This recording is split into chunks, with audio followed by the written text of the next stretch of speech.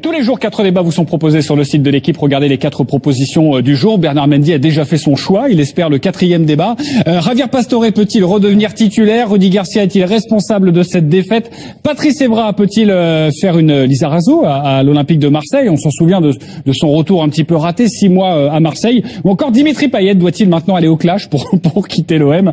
Vous voulez quoi, les copains? Ouh, vous êtes des milliers à voter, c'était pas loin pour le 4e débat. Heureusement, rassurez-vous, Bernard, nous allons parler de Javier Pastore et j'ai 2 actions à vous montrer. 2 images assez incroyables pour le retour de Javier Pastore. Tout d'abord, cette magnifique déviation pour le 2e but d'Edinson Cavani. On va la revoir au ralenti. Petite déviation, régalade pour l'Uruguayen. Et puis la deuxième, c'est sur le 3e but de Lucas. Ce coup du foulard pour décaler un partenaire parisien qui va amener le but et le 3e but parisien. Je vous propose d'écouter Javier Pastore qui n'avait plus été titulaire depuis de longs mois. C'était fin septembre. C'était hier. Javier Pastore, qu'en a-t-il pensé de cette rencontre et de sa prestation surtout? C'est un joueur important pour nous. La capacité qu'il a, avec la qualité qu'il donnait pour la combinaison, pour l'extraction de cartes offensives, c'était important. Et après de les blessures, il entraînait pour rentrer, pour jouer les matchs, tous les matchs. Je suis pas réussi tout le temps à être bien, toujours avec un petit douleur ou pas 100% physique, mais aujourd'hui je me sens bien, j'ai fini bien les matchs, le coach il était intelligent aussi à me lever tout de suite. On a 3 matchs la semaine, on va voir si j'ai encore pour gagner des temps de jeu pour améliorer des rythmes dans les matchs, mais je me sens bien. Le retour au premier plan de Javier Pastore, c'est votre débat, alors nous allons en parler tout de suite. Le plan A4, la musique qui fout les jetons et cette question. Et sachez que si vous êtes tous d'accord, les boules de la mauvaise foi. Javier Pastore doit-il redevenir titulaire? Oui ou non? Dave Apadou. Oui. Stéphane Pauwels. Non. Eric Silvestro. Non. Florian Gazan. Oui. C'est du 50-50 sur ce plateau, mais Bernard Mendy n'a pas encore parlé. Pour vous, c'est un oui ou c'est un non, Bernard? Non. C'est non. Les oui, j'ai eu Dave Apadou et j'ai Florian Gazan. Les Parisiens, quoi. Allez-y, arrêtez de dire que Dave Apadou. Florian Gazan, je suis d'accord, mais Dave Apadou, pas forcément. Justement, Dave, vous commencez. Pourquoi oui? Parce que quand il est en pleine possession de ses moyens, quand il est valide, et là ça semble être le cas. On va partir du principe qu'il n'est pas blessé. C'est quand même le principe. Oui, mais c'est quand même le principe. À partir du moment où il est rétabli, c'est quand même un joueur qui a une capacité à ouvrir les défenses que Paris n'a pas forcément quand il n'est pas là. Et on a vu, vous avez parlé de ce match contre Toulouse, à juste titre, où contre une défense renforcée, et c'est arrivé plusieurs fois cette saison, des blocs bas, tout ça, Paris manque parfois un petit peu de créativité. Lui, il sait faire ça. Lui, il est capable d'inventer une situation qui n'existe pas. Il est capable, sur cette passe-là qu'il fait à Cavani, il y a combien de joueurs au monde qui peuvent faire cette passe? Il n'y en a pas tant que ça. Je les compte peut-être sur les doigts d'une main. Donc voilà, il me semble que quand tu as un joueur de cette valeur-là, alors titulaire, c'est toujours pareil, ça s'inscrit dans une rotation, mais il me semble quand même que oui, c'est pas un joueur, il n'est pas au statut de Ben Arfa. Et vous l'avez vu, il répond uniquement à Eric Silvestro, car il n'a pas envie de faire le match avec vous, Stéphane Pauwels. Oui, je crée des inimitiés dans cette émission. Il n'y a pas besoin de les créer, elles sont réelles. Je vais quand même ouvrir une parenthèse. On va reparler de Javier Pastore dans quelques instants, mais sachez que j'ai une grande nouvelle à vous annoncer, car si Pascal Duprat ne répond jamais au texto de Bernard Mendy, eh bien Pascal Duprat répond à nos appels. Pascal Duprat est avec nous dans cette émission. Bonsoir, parrain. Bonsoir à tous. Eh bien, on est très heureux de vous avoir avec nous. Bonsoir, coach. Alors sachez que dans cette émission, on débriefe évidemment le classique d'hier soir, OM Paris Saint-Germain, et un moment au détour d'une question, d'une interrogation, on taillait la bavette. Bernard Mendy nous a dit oui, mais Pascal Duprat il répond jamais à mes textos. Donc on vous a appelé pour savoir. Il est sûr d'avoir mon bon numéro. Il y a le numéro d'Alain Casanova. Alors, Bernard, allez-y. C'est ce que je me suis dit après. Après, je pense que... Alors, en tant que... donnez-le à l'antenne, Pascal. Allez-y, Pascal. Mon numéro, mais je suis certain que vous n'avez pas le bon. D'accord. Parce que je vous aurais répondu. Bah oui, vous êtes comme ça, vous répondez. En tout cas, nous, à chaque fois qu'on Je vous pense appelle- aussi que vous aurez répondu. Quoi. Alors, juste, Bernard, pourquoi vous avez appelé comme ça Pascal Duprat? Vous pouvez le dire maintenant. Le mercato s'est terminé. Non. J'ai envoyé plusieurs messages à des entraîneurs. Certains ont répondu, d'autres pas. Donc après, dont vous, coach, mais apparemment j'avais pas le bon numéro. Et Ouais, parce que je vous aurais répondu avec beaucoup de plaisir. Ah. Mais vous aurez répondu quoi? Et quelle que soit ma réponse. Ça dépend aussi, c'est pour avoir un rôle dans l'équipe. Non, des places, oui. Bah, alors, on fait quoi? Je dis quoi, Bernard, Pascal Duprat? Je veux pas vous mettre dans la panade. J'arrive demain. Communiquez-lui mon bon numéro de téléphone. Très Voilà. bien. Eh bien, je vais lui donner votre numéro de téléphone. Merci beaucoup. En tout cas, Pascal Duprat, comment ça va, vous, en ce moment? Tout va bien?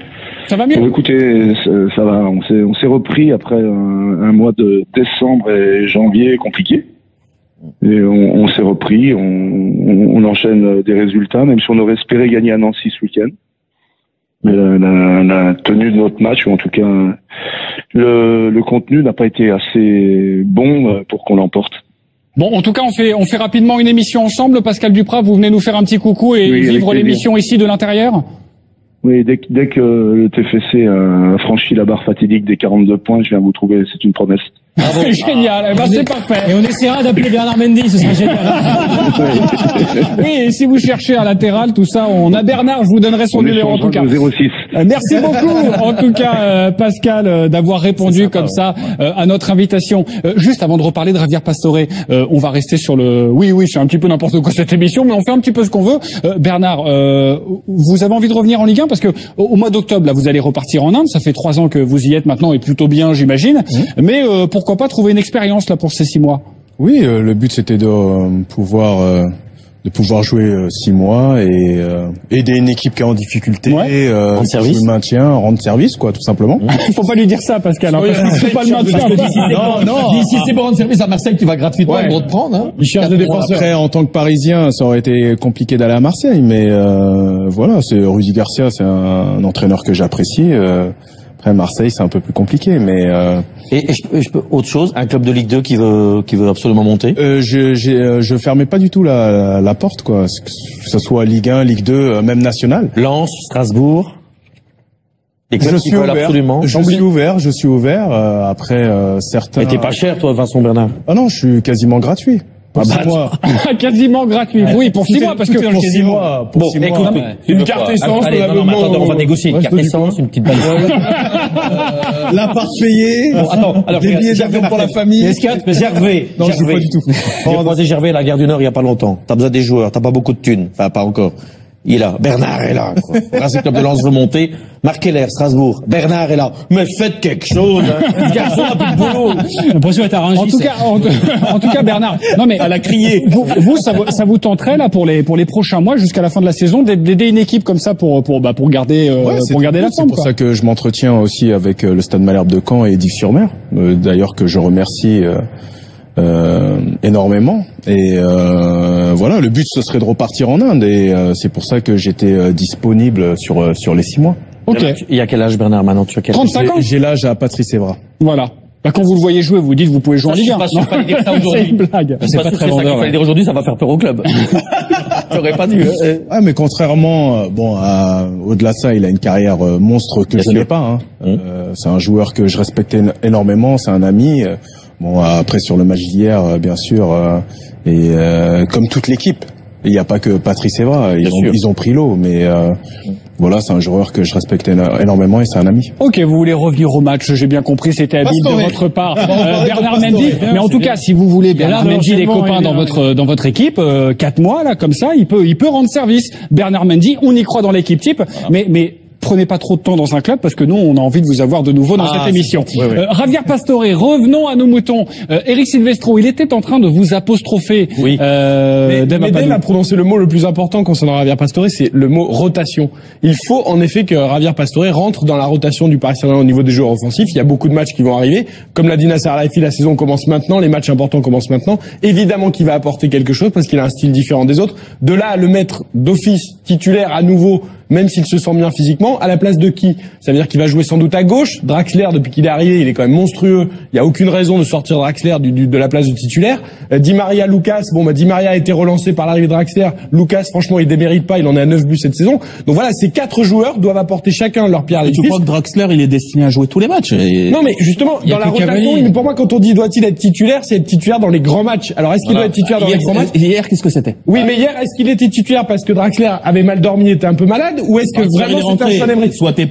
Il faut savoir qu'Unai Emery avait... malade, il est bien rentré. Oui, mais il est rentré à la fin du match, il a dit qu'il ne sentait pas de jouer tout le match. Je pense que si Draxler n'était pas malade hier, je pense que Pastore n'aurait pas joué. Voilà. Il faut savoir qu'Unai Emery avait testé avant Barcelone, c'est Philippe Sanfonche d'RTL qui nous disait ça hier, une formule en 4-2-3-1 avec Pastore avant le match de Barcelone. Est-ce que c'était un peu du bluff ou pas? On sait qu'il compte beaucoup sur lui. Ça peut être aussi un super sub quand il rentre avec justement sa vista, quand les équipes sont un peu moins attentives, etc. Donc oui, dans la rotation titulaire, pas forcément.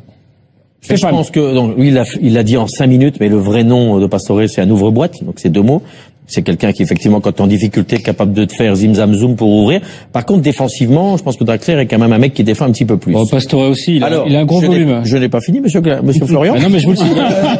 C'est bien beau de s'intéresser à la Jupiter League, mais... Vous êtes bien gentil. Mais alors, bien sympathique au demeurant. Non, j'ai juste envie de vous dire que j'accepte ce mot de rotation parce que je pense qu'il faut aussi respecter les autres. Il est blessé, ça fait 3 ans, il a coûté une fortune au club, il est quand même plus souvent blessé que efficace. Mais quand il l'est, effectivement, c'est un joueur qui mérite sa place dans cette équipe, mais je pense que si je suis le coach du Paris Saint-Germain, j'en fais pas une priorité, parce qu'ici nous fait de retour un rhume des foins après-demain, une grossesse nerveuse, une embolie gazeuse après-demain. T'es en difficulté, quoi. T'es en difficulté. Bernard, avant d'entendre les arguments de Florian Gazan, la question est simple. Est-ce que, pour le match face au FC Barcelone, parce que c'est quand même un match de Ligue des Champions, même si le PSG s'est largement imposé au match aller, est-ce que vous, Bernard, vous êtes entraîneur du Paris Saint-Germain, est-ce que vous mettez Javier Pastore titulaire? Ça veut dire non, ça. Non, après ça dépend comment il s'est senti par rapport au match de Marseille. Certes, il avait encore une petite douleur, si je dis pas de bêtises. Donc ça dépend de lui pour vous.